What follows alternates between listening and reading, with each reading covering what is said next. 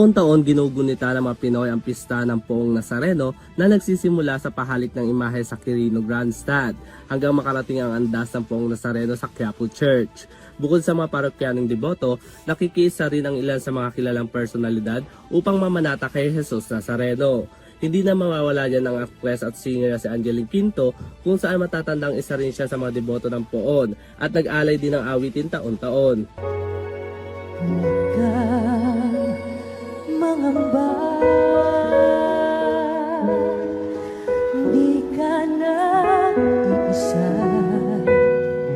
sasamahan kita saan man magpunta.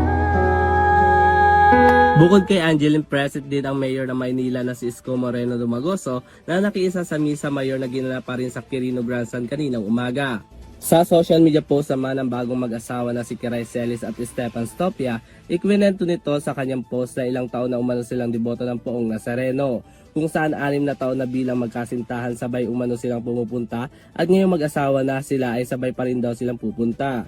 Dumalo rin ang content creator at influencer na si Dindo Caraig, kung saan pangalawang taon na ring namamanata sa Poong Nazareno, kung saan isa rin daw ito sa paraan niya upang magpasalamat sa lahat ng nangyayari sa kanyang buhay at sa blessing na kanyang natatanggap.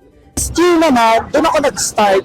Ang ganda, grabe, at saka parang maganda sa pakiramdam mo na makasama ka sa mga ganito at ang daming tao.